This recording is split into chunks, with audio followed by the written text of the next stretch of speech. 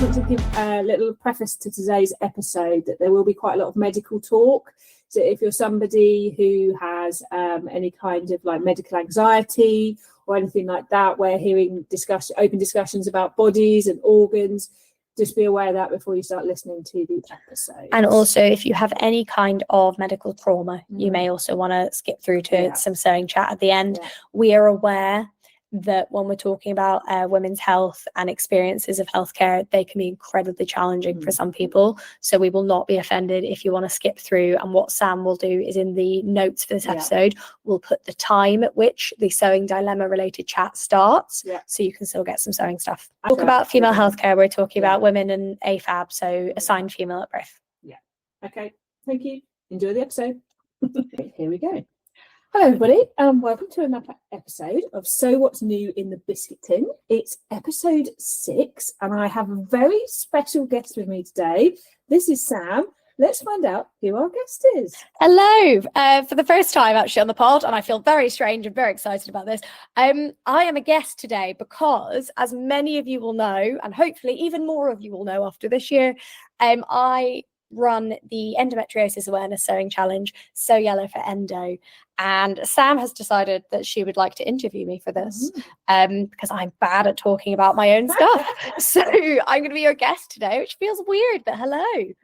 So welcome everybody, welcome Jess to our episode all about craftivism and specifically focusing on Sew Yellow for Endo because it is a really important cause around craftivism, which you set up. So let's start with our biscuit. So what biscuit are you today? Oh my God, I think I'm a collection of crumbs. I don't think I'm a whole biscuit at the moment, guys. I am exhausted. As a lot of you know, obviously I do Sew for Endo. We are moving house, thankfully not for a few weeks now. I've managed to put it off till after Sew for Endo this year. But I am also learning to drive, and I have a huge amount of my PhD due soon for my first annual assessment. So I'm a selection of crumbs. However, there are some very exciting things coming up. So there's probably a decent chocolate chip crumb there. I think, there's exciting crumbs. Maybe I'll coalesce into a whole biscuit by the weekend. We'll see how we go. How about you, Sam? I am today like a stale custard cream. So for our American listeners, a custard cream is a bit like a vanilla Oreo. I think we talked about this in the previous we did, yes. And I put oh, no, I know where I was talking about it. I talked about it in... You guys have yet to come for this episode. It's a cracker. We've got a surprising number of American listeners, actually, who are like, what are biscuits? Biscuits. I was in one of my virtual sewing socials trying to explain to a person what a custard cream was, and I had to put a picture on Instagram. So the only way I can describe it for our American listeners is it's like a vanilla biscuit. It's like an Oreo, but much better. Much like when they're iconic. Fresh, nice. You've got the filling in the middle, nice sort of vanilla biscuit on the outside. When they're stale, they literally that's so soft. You don't understand how something could become that sort of. It's not even like crumbly. No, it's just sad. Yes. And that's how I feel today. Oh my goodness. So guys, we'll try and liven ourselves up a lot, but we're in it with you. I know lots of people feel the same. Of the pod biscuit, end of the pod biscuit, because actually while we're talking, often it just brings us oh my out God, of yes. it, so can I ask you at the end? Can I also say I really enjoyed the fact that Sam said welcome to the pod to me because we're sat in my living room. It feels very strange to be told to welcome to my own living room, but I'm very much enjoying it. And I love that we're now recording in person. So a little favor from me, guys, if you have noticed a difference and you like it when we record together, if you think it sounds better, obviously we're still feeling our way through the podcast world, but if you enjoy it, please do let us know. Leave us a little review on Apple Podcasts, Spotify, wherever you listen to us, and it helps new sewers find us. So write a wee comment if you can. We're past the halfway mark in season 1. We are. We're already planning season 2 because we've had such a great reaction. Yes. So this is quite a great episode to have when we're past the halfway mark. Yeah, it's exciting. Because at the beginning, that's all we were doing was talking to each other. And then we've had some great guests and there's some more to come. So now we're having a little reset just with each other again. So I think the first thing I'd ask is, we could start with the why Sew Yellow for Endo, but let's go for why craftivism was your route to make a difference. Let's go that way around it. Okay, that is actually, no one's asked me that, so that's a solid question. So there's a couple of reasons. Firstly, I was already very active in this space. I was already very active in the sewing community. I had a little bit of a following, or not a following because I hate that as a phrase, but a community building. And I think for me, originally, as sparks most things, was sort of, I felt a level of outrage that when I spoke about, just casually on one of my stories, I said, oh, sorry guys, I'm not quite, feeling it today. My period pains are really getting me. And I got a message from an older lady sewist who told me that speaking about my period wasn't appropriate. Now, obviously, it absolutely is appropriate. It's my account. I'm chatting to my friends. It's super appropriate. I wasn't showing you guys it. I was just talking about it. But what it made me realize is that even in what is an overwhelmingly female space, I wasn't free to talk about something we all get and understand and have. And so for me, whatever I've always wanted to do some raising awareness for endometriosis since I had my surgery. But I realized that I was like, this is a space I could make a huge difference in. So I wanted to engage with the sewing community specifically because it is 1 in 10 women. It's the second most common gynecological, though it's not really, but it is, condition in the UK. Yet, when I started talking about it, so few people even knew what it was. So for me, a big part of the reason I went for Craftivism is it's an area I know. And I'd seen these Instagram challenges and I'd seen how people could get involved. But also I just felt like it was a really important group to educate about it. To give information. That they exactly. Might not have. And that has been proved by the number of people who've messaged me saying, I didn't know what it was, and now I have my doctor's appointment. Now I have a surgery. Now I've had my surgery and my quality of life's massively improved. That's why. And I felt Craftivism was a way I understood. And it was a sort of unique way as well of going, let's sew, but we don't tend to just sew on our own, do we? We talk to other people.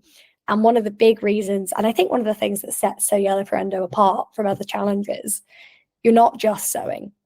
You're talking. You're talking about menstrual health. You're listening to people share their experiences. You're listening. There is an educational side to it. Yeah. So there's lots of brilliant sewing challenges out there. Exactly. And some of them, are great because they might push you to do something you haven't done. So for example, like Sew Upcycle, it always reminds me how much I love doing it. Yeah. And so Selfless Sew is great to give you an opportunity to persuade someone if you don't get to sew for other people. Yeah.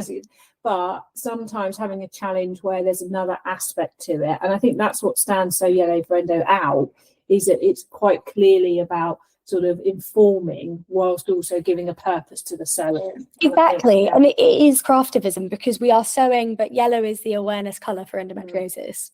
The other thing is, it lets one of the big reasons I do the Instagram live program is sometimes I'll get medical professionals on, but more often than not, it is sewists sharing their experiences with endometriosis.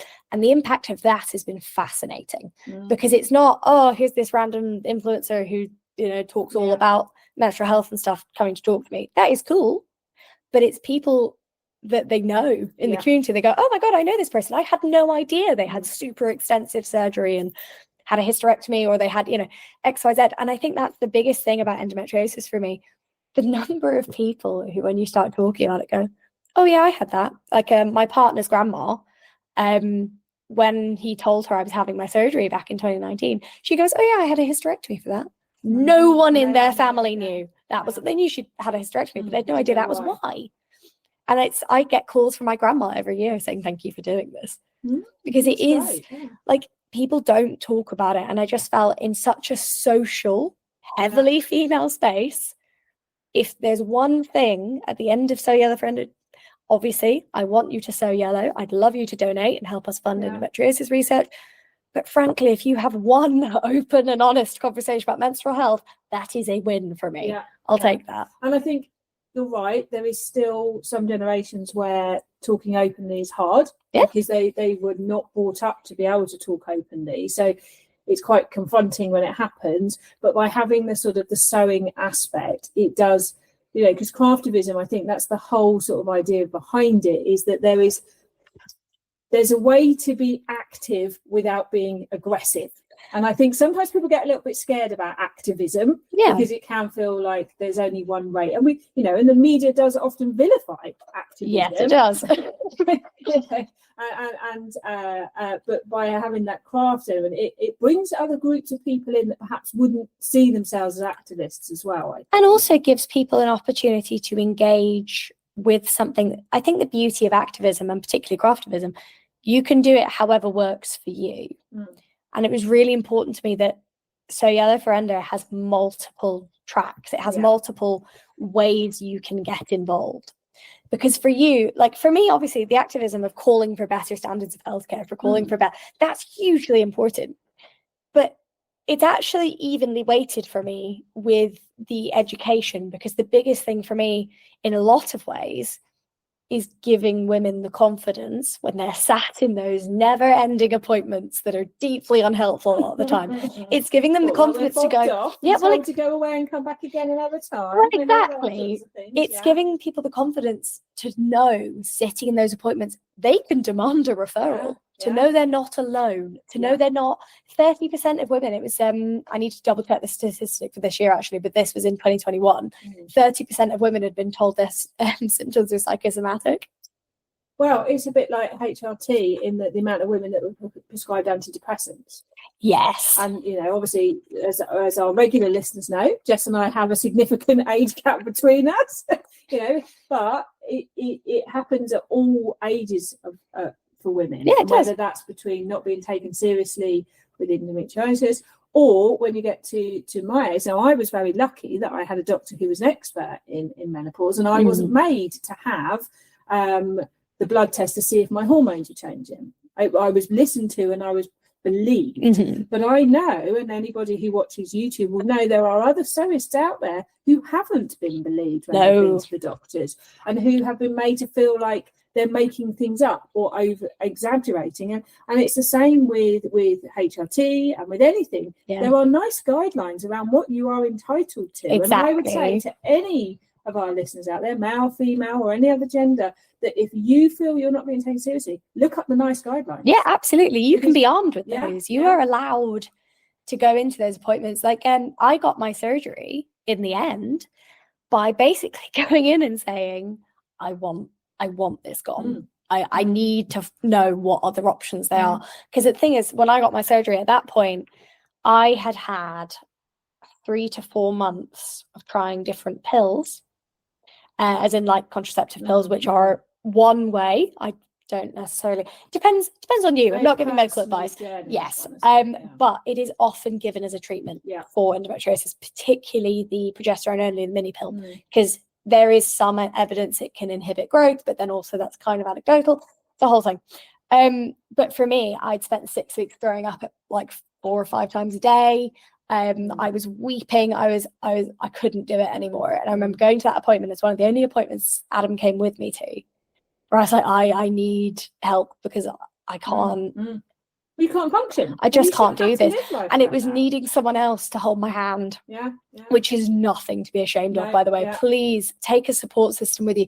We've already had one of the Instagram lives with Beth and the Bobbins, where we talked about the importance of developing support systems when you have endometriosis, because it shouldn't just be you and the consultant. No. There's so much as well. We have to recognize the sort of unpaid labor of our partners and things like that. When, you know, if I think about it, obviously everyone has a different experience, but for me, I remember Adam washing my hair once because I physically couldn't move, and I was like halfway through showering and suddenly I couldn't stand anymore.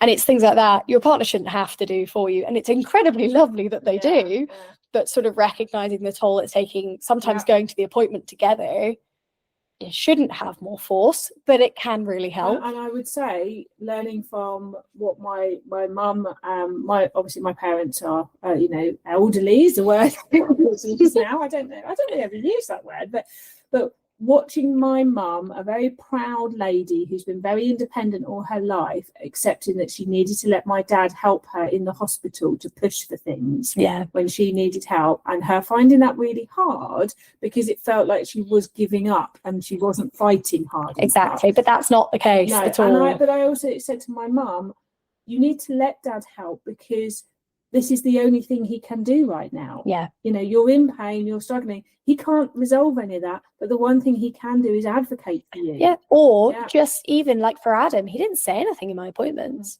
but he sat there and he held my hand, and it just meant I had this little extra backup to go, I have the power in this room to say, I can't do this anymore. I need help. However much nowadays, you know, we want to believe that we are strong, independent, confident women. We can be both vulnerable and independent Yes, we at can. the same time. And it's also not a weakness to ask for help. No. In any type of any situation, frankly, but particularly in a healthcare situation. The other thing I would say is that we do not adequately consider the impact on lives and lifestyle of like with people with endometriosis. And what I mean by that is, and the reason I will circle back round to why this is important, part of the reason we share the Instagram lives, you will notice there are some people who've had fertility problems. There are some people who haven't. There are some people for whom fertility is entirely irrelevant because they cannot walk. And the reason we do this is because I was hugely frustrated by how fertility focused my care was. When actually I was like, yeah, okay, we can think about that in a long-term way, but what are we going to do about the fact I can barely walk? Yeah, quality of life. Exactly. And there was no consideration of quality of life. It was, well, do you want kids or not? And when I was like, oh, I don't know. And he's like, because we can just take your womb out. The exact words of one of my first appointments. I was 21. And I was like, that's not a solution. But it was like everything revolved around whether I wanted kids or not, rather than, right, well, actually, you're in agony and you're taking all these painkillers. And I lost, like, I've had to remap loads of nerves in my pelvis because of the amount of pain I was in for so long. But that really wasn't considered. And the fact that my care could be so fertility focused when that wasn't a priority for me. I didn't want to lose the ability. I mean, I don't know if I can have kids. Exactly. Later, but also that should not have been the only thing we were looking at. No. So while this year there are some conversations around fertility that are fascinating, I also want to make everyone aware that if you're going into those appointments, whether it's endometriosis or PCOS or ovarian cysts or any of the many very uncomfortable pelvic conditions women can have, if they start banging on about your fertility, you are allowed, and in fact should, steer the conversation back around you. And that's why I do so for Endo. It's to give people the equipment to deal with these situations. It's to know you're not alone. It's to see that wave of yellow and go, oh my God, I am supported. And the other thing, and I'm sure we'll talk about lots of things today, but the other thing I'm going to slip in there, one of the things, we talked a little bit about what you can do to help and what you can't do to help. One of the biggest things you can do as a woman for other people with endometriosis is to believe them.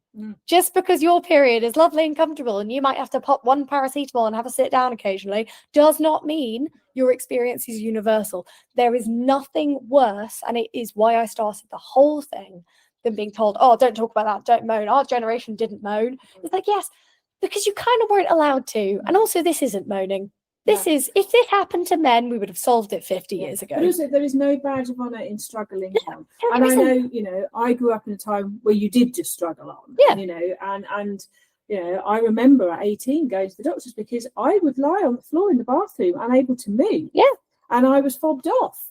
And I'm pleased to say it clearly wasn't endometriosis because it went away for a significant amount of time. But funny enough, it's come back. And I actually have a fibroid and a cyst. Oh, God. And my fibroid is on a stalk and is about 6 centimetres. Oh, my God. But I've only found that out by pushing. But even my experience, you know, and most of the time I'm very lucky that it doesn't affect my quality of life. But I went through many gynecological calls where I was made to feel, well, you know, because I feel sorry for the professional at the end of the phone whose job is literally to keep ringing people up and hoping that they don't want anything else.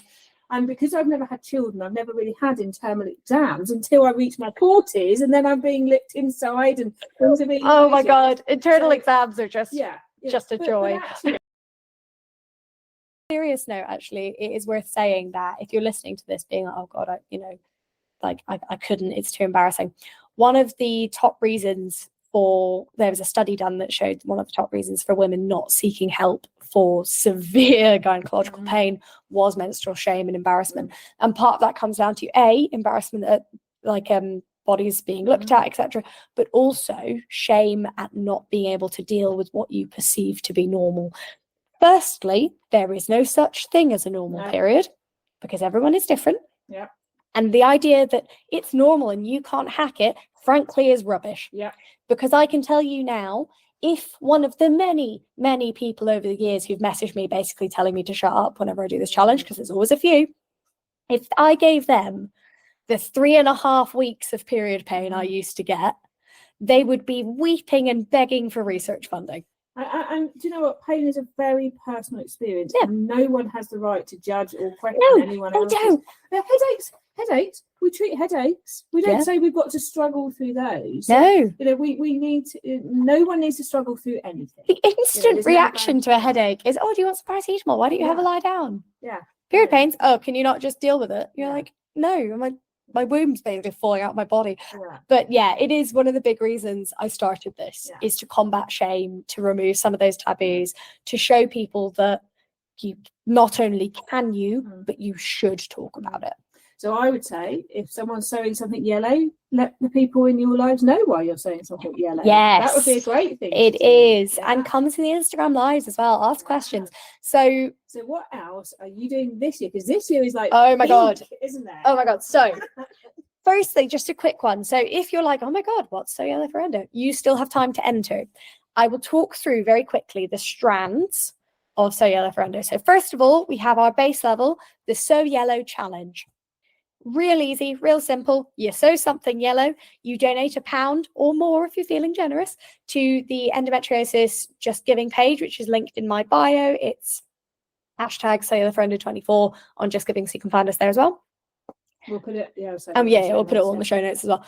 And then you post your make on Saturday the 23rd / Sunday the 24th of March if you're in a different time zone. You post it on Instagram, make sure you tag me, use the hashtag, and you show us all your beautiful yellow make, and then you may be in with a chance of winning a fabulous prize. And this year we've got some cracking prizes. So that's the base level fun sewing challenge. The next exciting bit. Yeah. Someone like myself, you can't wear yellow in my face. Oh yes, of course. Disappearing head syndrome. Yellow in my face. Sorry, that's a great sentence. So it can be yellow. It can be slightly orange, because we've had people do orange before. It can be yellow accented. It can be black with tiny, tiny bits of yellow. Really, what matters is that you sew. Yeah, and that you take part and you hashtag, because the more we overload Instagram, the more people who don't know about it might get to see it. Well, exactly. Plus, we've raised over £4,000 in the last 3 years, which goes to Endometriosis UK. So please, it's a tiny charity and it supports it's like 7 million women or something it supports at the moment. So if you can take part, even if you can't take part and you want to just donate anyway, you can do that. If you do donate though, please, from the bottom of my heart and the bit of my brain that's leaking out of my ears, put your Instagram name against your donation. I cannot explain how much of every year I spend going, is that them? Trying to match it to your Instagram. When it's something like Sewing Piglet and you're like, who is that? Exactly. So please enter, please make sure you do that. All details on my Instagram. Now, that's first level. Level 2 is our Instagram live program. So every Wednesday night at 7 p.m, 8 p.m, there'll be a thing on my Instagram, because sometimes it changes because life is life. We have a story from an endometriosis warrior who is sharing their story tonight, because this comes out on the 13th of March. Tonight, you can catch up with myself and Kim from So Much to Say. Now, Kim has guested with us twice before. She won't mind me saying this because she's told her story fully, but Kim had a radical hysterectomy and a bowel resection that involved removing 9 centimeters of her bowel. And that was actually the first year So Yellow for Endo happened. Fun fact, Kim and I had the same surgeon, which we discovered on an Instagram live while we were chatting. We were like, oh my God. But she is fabulous, and she is going to talk to us all about surgical menopause tonight, because as we will see is a theme a lot this month. You don't always get told what the ramifications of what's happening to you are going to be. And a lot of people talk about hysterectomies, but don't realise that means menopause. Yeah, and that body into that, and it is not adequately explained by medical professionals, people who get hysterectomies. If you can't listen to it live, is there a way to hear it? Yes, it is posted on my Instagram as a video, so you can stick it on. They're normally somewhere between half an hour to an hour. You can stick it on like you do a podcast while you're doing the washing or while you're having a bath or whatever. Stick it on and you can listen to us. But there's more. There is more. Oh my God, there is more. So a couple of things that are very, very exciting. First things first, in 3 days' time. Yeah. Oh my God, 3 days' time. You will see myself and Sam, because I've convinced her to join this now as well.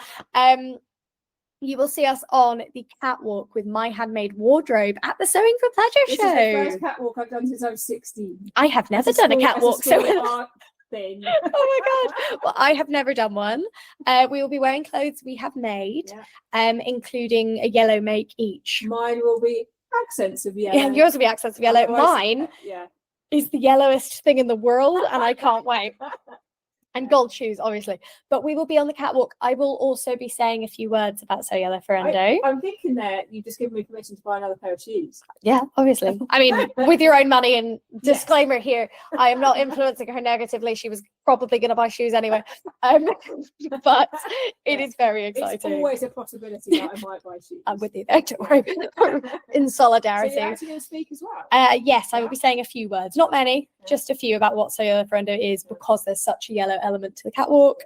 But come along, say hi. Neither of us have ever been to the Sewing for Pleasure show as well. This is my first actual sewing show. Oh my God, is it? Yeah. Of course it is.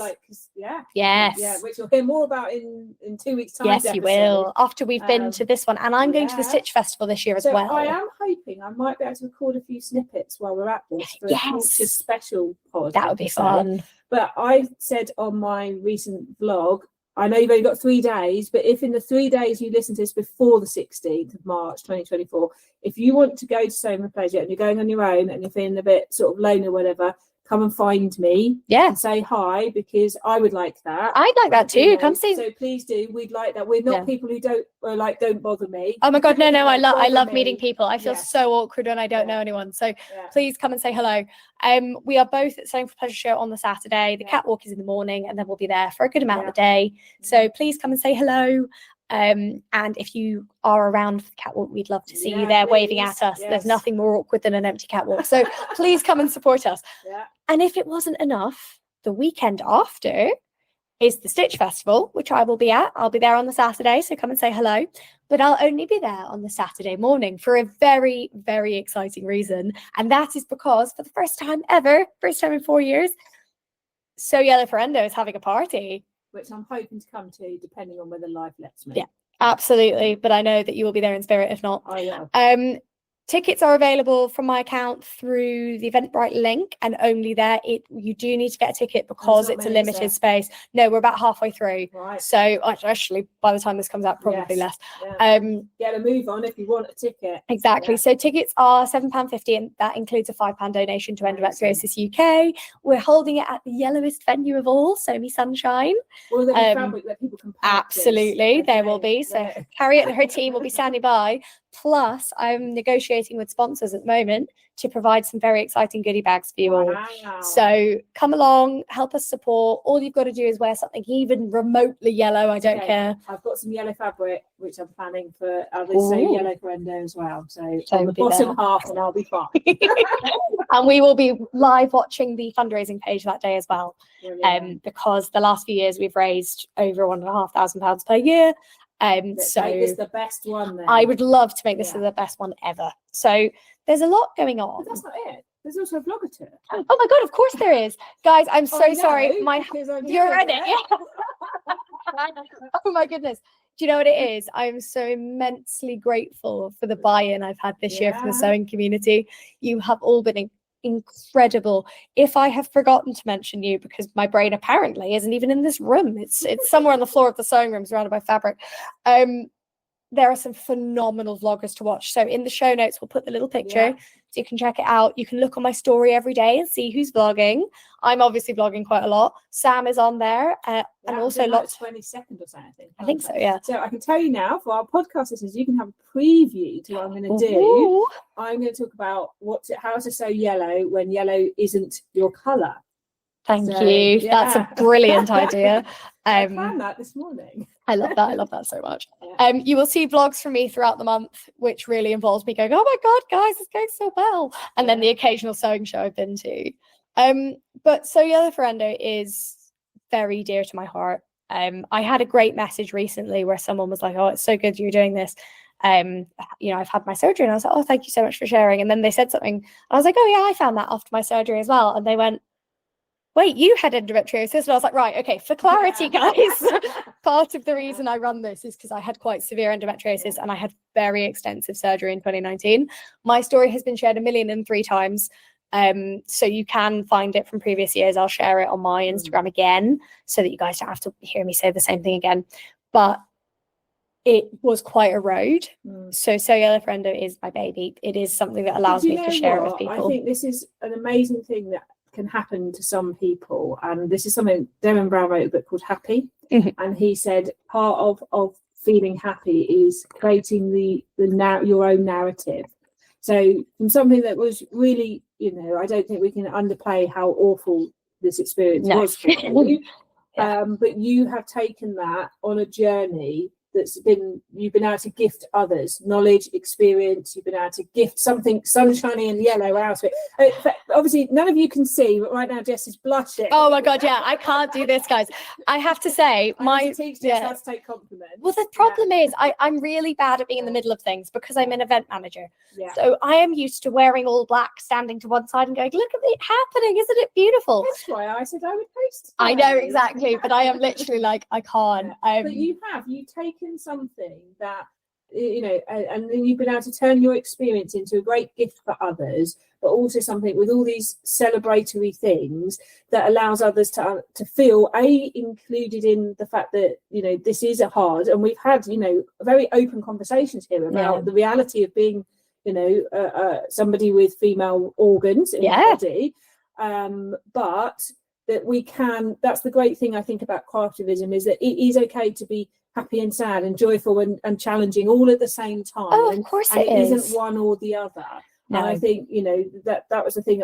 Jess and I have like a shared thing on Instagram where we put things, and I found a while ago I'll put this in the show notes, the ground of the Plaza Santa, I don't want to wear my glasses, in Florence in Italy, was covered in brightly coloured crocheted and knitted squares to raise awareness for violence against women. Yeah. That image, whilst a beautiful image, I'm holding it up so Jess can very see, powerful. It starts another conversation. Yeah, it lets people in who maybe wouldn't have known. And this is what we, that out of something hard can be both hard and joyful at the same time. And that, the way people will talk will be, challenging for some people to hear, but that challenge is important because we need to understand what people go through. Well, exactly. And the other thing I would say is there is a lot of power in a visual representation of how many people. I get messages in Cellular for Endo every year that make me so happy, where it's people going, I had no idea there were so many of us. And the thing is, there are 1 in 10 women who have this, and 1 in 10 women and anyone assigned female at birth is included in that statistic. But there are so many people who feel very alone, and I get it, because when I looked around me, I remember going, no one else has it this bad. What's wrong with me that I can't cope? Whereas actually a few weeks ago now, one of my best and oldest friends came to stay with me for a weekend. Now, I've not seen her in person in 5 years. Wow. Because she lives in Glasgow. The last time I saw her was when she came down to visit me when I'd had my surgery. So I saw her a week after my surgery, and then I saw her at the end of Feb, and she came to stay. And we were talking about, she's a trainee doctor for reference. So she was talking about how she thought of me when they were doing the module on like gynecology and obstetrics and stuff.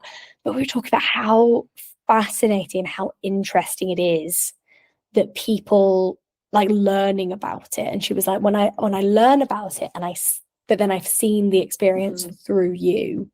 And she's like, there's just no awareness of the impact it has. It's like talking about periods by saying that your womb line is shedding. Yeah. But not mentioning, like, if you're telling a teenager, you're not saying, oh, you're going to be, it might be uncomfortable. Yeah. If it's actively sore, go see someone.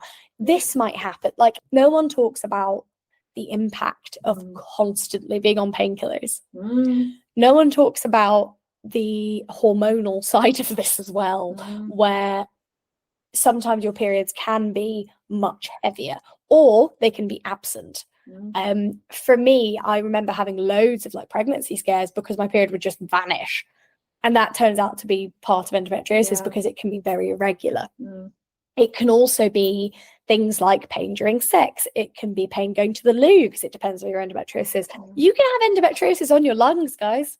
Wow. Yeah, you can get diaphragmatic endometriosis. So you just get like pain all over your lungs, but it's actually, it's endometriosis. It's billed as a gynecological disease because the tissue acts like womb tissue. That is, to be very clear, I realize we haven't actually defined this. Endometriosis is a condition whereby tissue that is similar, and I cannot bold, highlight, and underline the word similar enough, because it's not the same. It's not endometrial tissue.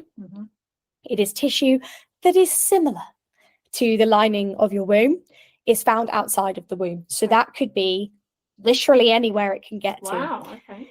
And part of the problem is it acts like your womb lining because it sheds. But when it's not in your womb, Well, where's it going to go? exactly, it has nowhere to go. It adheres to your other organs. You end up with scarring. It's nasty. You get lesions. Sometimes your organs can get stuck to one another. That's quite common. But also it can inhabit different bits of your body. A really common place to get it, and this is why I want to talk about this one particularly for a second, if that's okay, is called, and I'm so angry it's called this, is called your pouch of Douglas. Now, Sam, did you know you have a pouch of Douglas? I've got various pouches. Well, Which one's called Douglas? I don't know. It luckily is the one between the back of your womb and your rectum. Okay. There's a weird little pouch which is called a pouch of Douglas. I feel like I have a tiny flag inside me and I'm furious. Yeah. Who is this Douglas and why did he get to name that? Exactly. It's like the uterosacral pouch, but pouch of Douglas is still what it's called, and like it'll be written POD. Like Scotland and like climbed a small mountain. I literally feel like someone has planted a flag in me. I'm not happy about it. But it's this weird, basically, well, it is a pouch. It's just this weird sort of little pocket that's back there, and it's very common. But it can cause pain with bowel movements, pain with sex. And what happens is a lot of women may only have pain with bowel and pain with sex before their symptoms get bad enough for anything else. Again, everyone's experience of endometriosis is different, but I want to highlight this one. Because this one can disproportionately lead to people feeling like they have IBS or misdiagnoses and stuff like that. It can also be, oh, well, maybe you're just not relaxed enough for sex. And it's like, no, you have a giant lesion behind that's being hit every time. No wonder it's sore. But if you only have those symptoms and you don't necessarily have, maybe your periods are quite sore as well, but maybe you haven't thought about it, but those are your worst ones, please go and see someone. And push to have everything checked. It doesn't mean it's not endometriosis. And frankly, even if it isn't endometriosis, it doesn't mean it isn't serious. No. And I would say I've got a completely non-gynecological case where I went and was told by a physio that I had an additional bony growth on the top of my femur. Because I couldn't cross my legs anymore or anything like that. And I'd always been able to do yoga and I couldn't do it. So this man within 2 minutes of me being in the exam room said, you've got an additional bony growth. I said, could we like see how bad it is with it growing? He went, well, I suppose we could have an Epsiode to prove I'm right. Oh my God. That's what was said to me. Oh my God. And I said, yes, please. Because anyone who's met me, listened to me knows I am quite forthright. So I said, yes, please. So we had the X-ray and then I get a call and he said, oh, there's nothing there.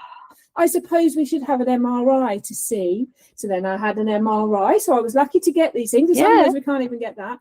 And then I get a call going, oh, I can't see anything that's anything. So it turned out that I actually needed a series of strengthening exercises because it was very dull and very boring. But the fact is, if I'd believed what that man had said to me, I would have walked around the rest of my life thinking I couldn't cross my legs because of additional bone in my body. Oh my God. No, it is a real thing. I looked it up. Yeah, no, of course it is. But I didn't have it. But if I'd accepted what he said to me within 2 minutes of meeting me, I would have limited the rest of my movement for the rest of my life. So if you need proof, ask for it. If you want it to be checked, ask for it. The other thing to be aware of, particularly what makes endometriosis very challenging, is you often can't see it on scans. Often the only way to actually prove it's there is to open you up and have a look. Which is very invasive. Exactly. However, top tip for anyone like me who doesn't have an appendix anymore, when they take out your appendix,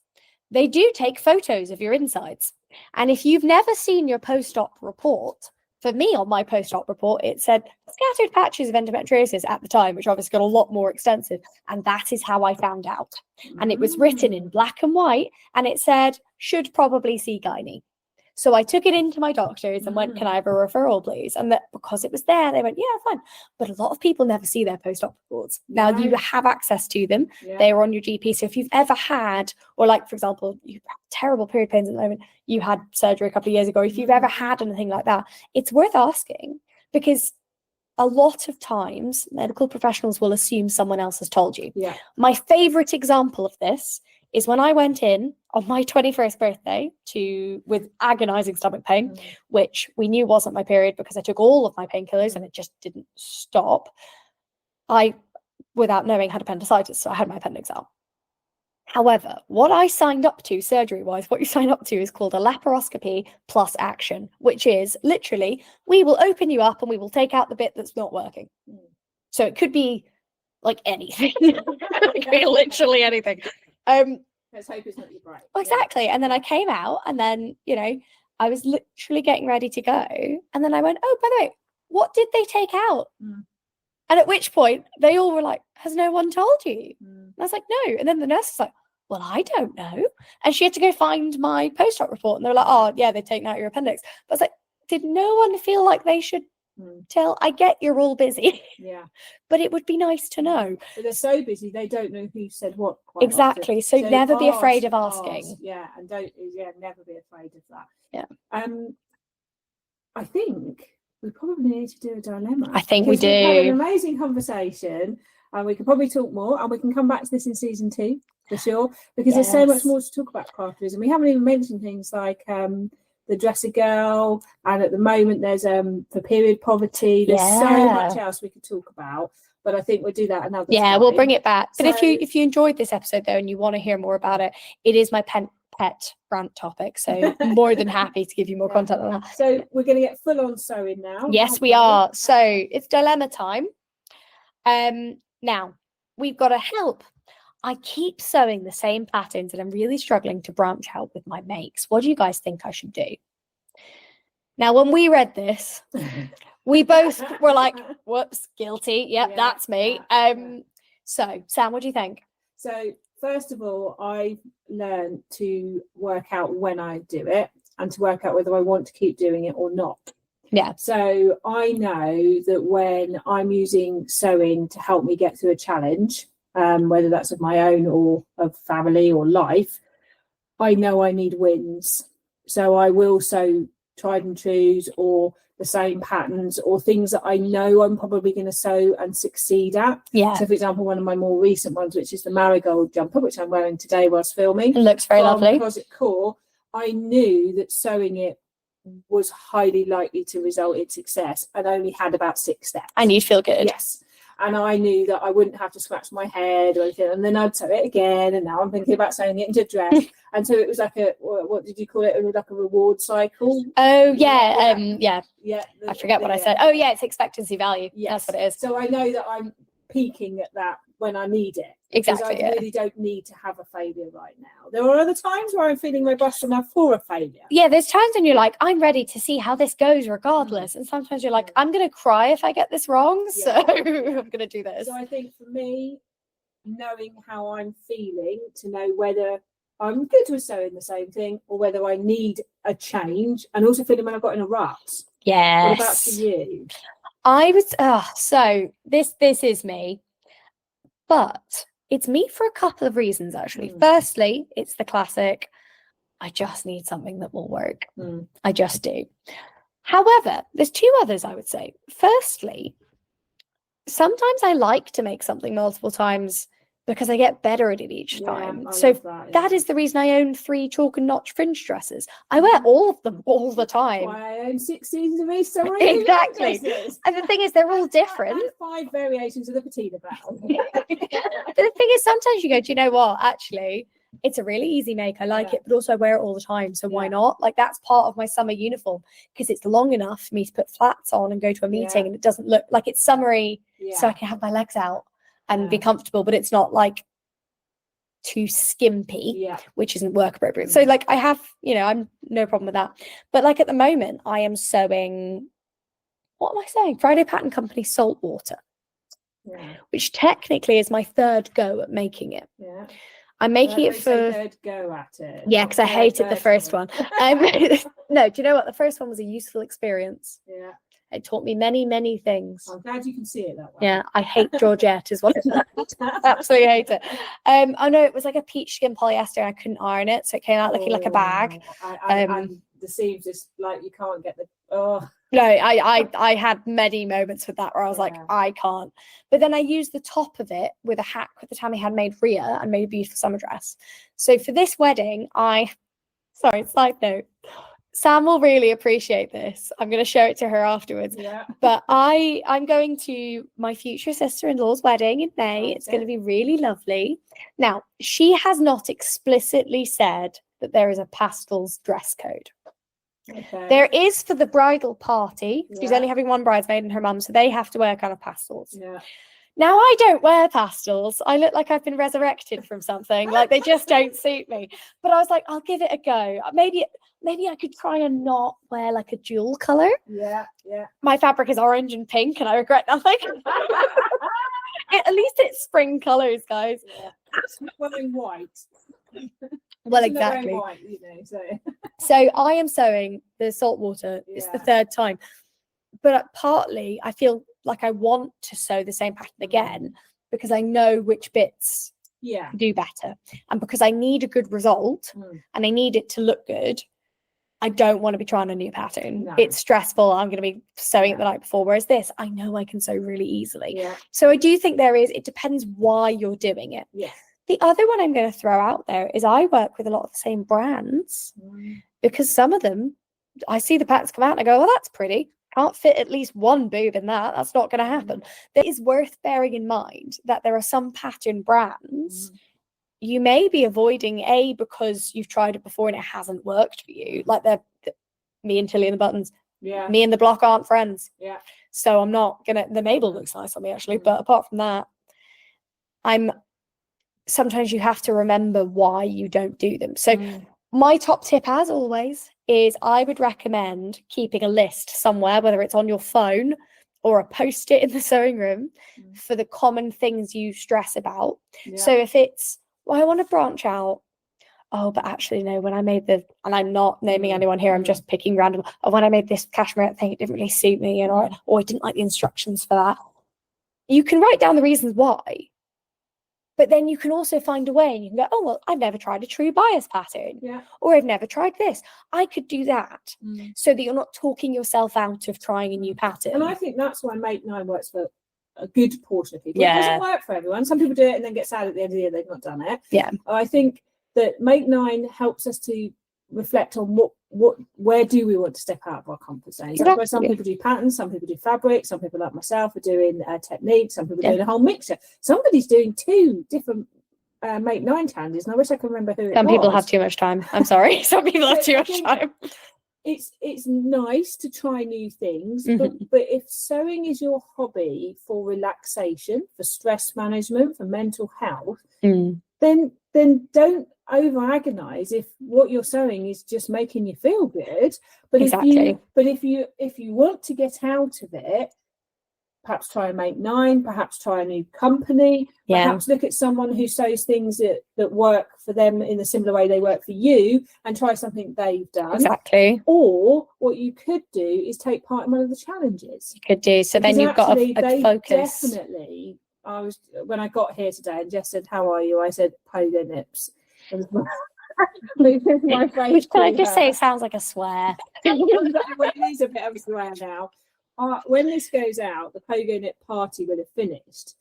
But I took part in it because it was run by Christine, my lovely friend. So I wanted to support her. But also it has the welt pocket, which I wanted to tick off my Make 9. Yeah.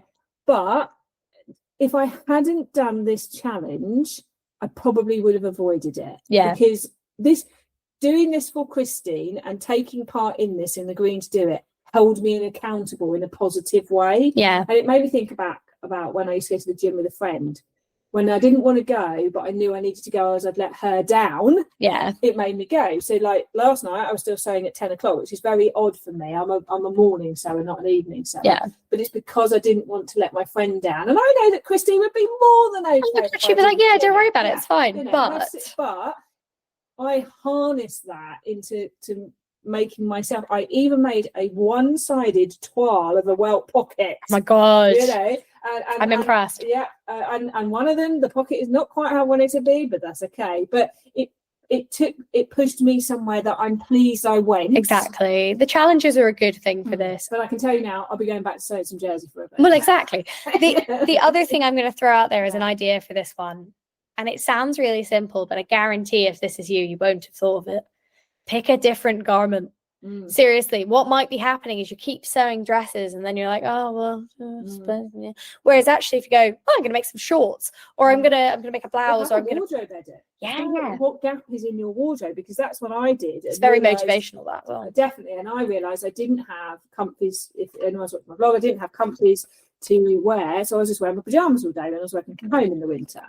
And so I knew my wardrobe had a gap of amazing sweatshirts and joggers to bring joy. And then it pushed me to sew jumper patterns I'd never sewn because I wanted to have an interesting at-home wardrobe. So you're right, if you're sewing the same thing and then you might even then be not wearing them because you've got too many of the same thing. Exactly.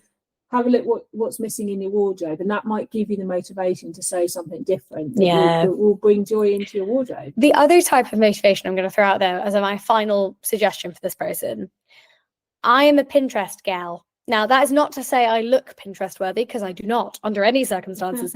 However, I like Pinterest for outfit inspo and then working backwards. So sometimes you might go, and I think it's a familiar feeling for all of us, oh, I really want a dress like that. Oh, I don't know what pattern works. Or like, I want to look like that, but like, how do I make that outfit? How do I do this? Go onto Pinterest and then go onto somewhere like the Fold line and look through all the dresses or look through all the trousers. And if you're like, I want to recreate that outfit, what challenge is it? So recreate the look. Yes. I love so recreate the look. April, I think so. It's normally because I entered it by accident last year. I was like, oh, if only I could enter this into so recreate the look, and then they were like, it's live, and I was like, oh great, this is my entry for but that can be a really fun challenge to go, oh, I'd love an outfit like that. And then you don't actually necessarily make one thing, you might make two. You might like, but sometimes it can be a nice kickstart to your creativity. Yeah. So, well, we hope that's helped. Yes. But also at the same time, if you're saying the same thing and you're wearing them and you're enjoying them, just do it. Exactly. And if you're letting other people tell you you're not being creative by making lots of things, yes, I suggest removing them. They can be outside people. So thank you all so much for listening. I hope listening to me ramble on about endometriosis hasn't been dreadfully dull. And we hope you've really enjoyed this episode.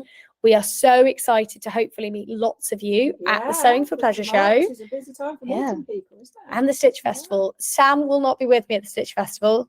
Worst luck. However, I will be there and on my own, so please do come and say hello. I'm there on the Saturday morning, and then if you don't know where you're going, you can come to Chiswick with me for this Endo party. But it's going to be a really fun month, and then we have a great next episode for you, so that if you haven't been to the sewing events, you can live vicariously through us. Definitely.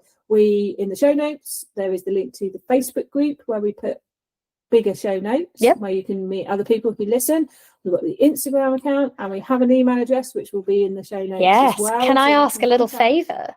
We're nearly at the end of our first season, and we're also quite near 1,000 followers. And I would love it. It's a cosmetic thing, but I think it would be fun if we could hit 1,000 followers by the end of our series. So if you don't follow us on Instagram, I promise we're not really annoying. Please do follow us. So you can see when new stuff's coming out. Yeah, exactly. And meet other people. And we also tend to share, other people when they reply to our questions and stuff. Shout out to all the people who replied saying that they also have a Kit Kat and a cup of tea on the train. I feel validated.